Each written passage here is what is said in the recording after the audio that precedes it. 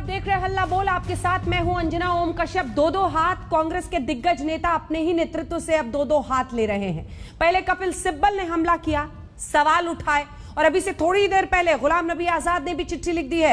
इस वक्त की बड़ी खबर यही है कि गुलाम नबी आजाद ने सोनिया गांधी को चिट्ठी लिखी है, जिसमें यह मांग की गई है कि वर्किंग कमेटी की बैठक तुरंत बुलाई जाए। गुलाम नबी आजाद ने सोनिया को चिट्ठी में लिखा है कि पार्टी के ताजा हालात पर चर्चा के लिए DCWC की बैठक जरूरी है। गुलाम नबी आजाद से पहले कपिल सिब्बल ने भी कांग्रेस नेतृत्व पर जमकर भड़ास निकाली।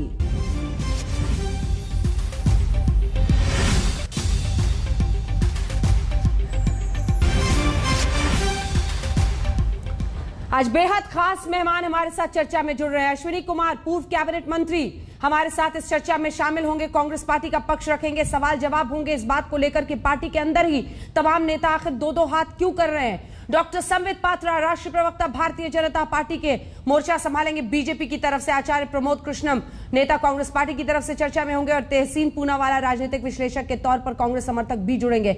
लेकिन इससे पहले कि हम आपको दिखाएं ये तमाम मेहमान, अगर कोई जुड़ गया है तो जरूर दिखाएं हमारे दर्शकों को, उसके बाद ये रिपोर्ट दिखाते हैं, फिर चर्चा की शुरुआत करेंगे।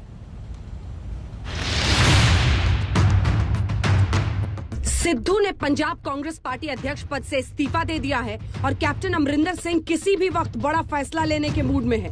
पंजाब में मचे इस घमासान का कांग्रेस अभी कोई समाधान ढूंढ पाती, उससे पहले ही पार्टी के दिग्गज नेता और पूर्व मंत्री कपिल सिब्बल ने मोर्चा खोल दिया। पीड़ा है, ये तो साफ जाहिर है कि कांग्रेस का कोई अभी इलेक्टेड प्रेसिडेंट नहीं है, लेकिन फिर भी निर्णय तो कोई ले ही रहे हैं ना। तो ये आप भी जानते हो, मैं भी जानता हूं, तो उसके बारे में आगे बात करने का कोई औचित नहीं है। तो सर, क्या जो निर्णय लिए जा रहे हैं वो निर्णय गलत लिए जा रहे हैं क्या? इसके बारे में मैं बिल्कुल नहीं कुछ कहूंगा। गलत हो सही हो, ये चर्चा वर्किंग कमेटी में होनी चाहिए या कहीं और होनी चाहिए। पंजाब में मचे घमासान के बीच कपिल सिब्बल ने अपनी ही पार्टी पर जोरदार हमले किए। पूछ लिया कि आखिर ऐसा क्यों है कि आला कमान के करीबी ही एक एक कर पार्टी छोड़कर जा रहे हैं। सवाल उठता ये है कि क्यों जा रहे हैं लोग। हम इतना तो जरूर कह सकते हैं कि उनकी निंदा भी कर सकते हैं कि क्यों पार्टी छोड़ के चले गए, लेकिन शायद हमें यह भी सोचना होगा, खुद से पूछना होगा, हो सकता है हमारी भी शायद कोई गलती रही। बड़ी खबर आ रही है, आपको रोक रही हूं। डॉक्टर संबित पात्रा अमित शाह से मिलने पहुंच गए हैं कैप्टन अमरिंदर सिंह। बड़ी खबर इस वक्त की। हालांकि बीते दिन जब वो भारत में पहुंचे थे दिल्ली पंजाब से, तो उन्होंने दिल्ली में लैंड करने के बाद ये कहा था कि वो किसी राजनेता से नहीं मिलने वाले हैं। लेकिन इस वक्त बड़ी खबर आ रही है, अमित शाह के घर पहुंच गए हैं कैप्टन अमरिंदर सिंह। इस वक्त की सबसे बड़ी खबर। हमारे साथ अश्विनी जी जुड़े क्या? कल से ही दिल्ली में है कैप्टन अमरिंदर, और वो इस वक्त अमित शाह से मिलने के लिए उनके घर पर पहुंचे हैं। मतलब चुन चुन के सबको अपनी तरफ करेंगे संबित पात्रा जी।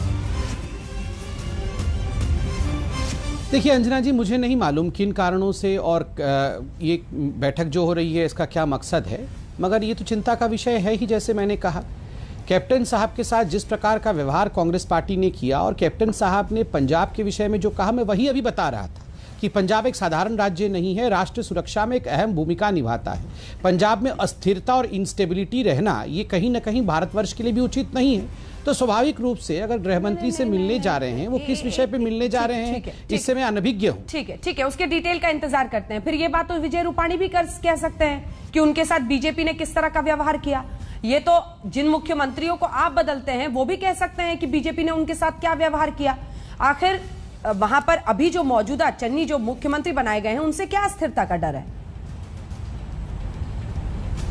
देखिए अंजना जी, मुझे तो आपने मुझसे, क्योंकि मुझे लगता है अभी कांग्रेस के कोई प्रवक्ता जुड़े नहीं हैं, तो आपने सोचा है चलिए आप डेविल्स एडवोकेट बन के सारा प्रश्न मेरे से ही पूछ लेंगे। तो मुझे वो हिंदी मूवी की जो फेमस गीत है वो याद आ गया है, कांटों से खींच के ये आंचल तोड़ के बंधन बांधू पायल। अब ये गलती आंचल का तो नहीं है ना, ये गलती तो कांटों का था। तो आप बेचारे आंचल के ऊपर भड़क रही हैं। ये कांटों से पूछिए ना, वो क्यों चुभते हैं, वो क्यों चुभते हैं कि आंचल को दामन छुड़ाना पड़ता है कांटों से। तो कांटे वाले आए हैं कि नहीं, पहले देखिए जरा। वो बैठे तो थे कांटे वाले हमारे प्रवक्ता, वो आचार्य जी भी आने वाले थे, वो भी कहाँ चले गए। अब राहुल गांधी काट रहे हैं, राहुल गांधी जी की कर्मण्यता काट रही है, तो कांटे वाले कोई प्रवक्ता आएंगे नहीं, ये दोष मेरा तो नहीं है। ठीक है, अब उन्हीं से पूछना पड़ेगा आपको। आप आंचल फैलाए बैठे रहिए। अश्विनी कुमार जी हमारे साथ जुड़ गए हैं, लेकिन अश्विनी जी आपके पास आने से पहले जल्दी से एक रिपोर्ट ले लेते हैं। हिमांशु हमारे सहयोगी इसी खबर पर जुड़ रहे हैं। कैप्टन अमरिंदर से मिलने अमित शाह से मिलने पहुंच गए। कल तो वो कह रहे थे किसी राजनेता से मुलाकात नहीं है, लेकिन क्या आशंकाएं जो जाहिर की जा रही थी कि वो कुछ पंजाब को लेकर बड़ी बात कह सकते हैं, हिमांशु वही हो रहा है? गृह मंत्री के तौर पर मिल रहे हैं। देखिए, बिल्कुल एक चीज तो जरूर है कि कैप्टन अमरिंदर ने ये भी कहा था, अंजना, हम सबको ध्यान रखना चाहिए कि एक दो दिन में मैं आगे की जो भी उनकी राजनीति रहेगी उसको लेकर बात करूंगा। तो इट मीन साफ था कि वो गृह मंत्री अमित शाह से मिलने वाले हैं, चाहे वो पहले नकार रहे थे कि ये उनकी कोई पॉलिटिकल विजिट नहीं है, ये पर्सनल विजिट है। लेकिन गृह मंत्री अमित शाह से उनकी मुलाकात अब ये बताती है कि पंजाब में जिस तरीके की राजनीति गरमाई है और अमरिंदर सिंह को जिस तरीके से मुख्यमंत्री की कुर्सी से हटाया, उससे वो आहत है और इसीलिए अब वो बीजेपी के दरवाजे जो है वो पहुंच गए और गृह मंत्री अमित शाह से मुलाकात कर रहे हैं। अब देखना ये है कि इस मुलाकात के अंदर क्या बातचीत रहेगी, क्योंकि दो लोगों के बीच की बातचीत होगी। बहुत मुश्किल होगा बताना कि क्या रहा, लेकिन इतना जरूर है कि जब दो राजनीतिक लोग मिलते हैं तो राजनीति की बात जरूर होगी। अब बाकी वो हिमांशु छोटा सा सीधा स्पष्ट सवाल पूछती हूँ, छोटा सा सीधा स्पष्ट जवाब दीजिएगा। क्या इस तरह की भी संभावना है कि उनके लिए बीजेपी में कोई जगह बन सकती है, क्योंकि कृषि कानूनों पर आंदोलन चल रहे और पंजाब के किसानों की नाराजगी के बीच क्या ये मुमकिन हो पाएगा?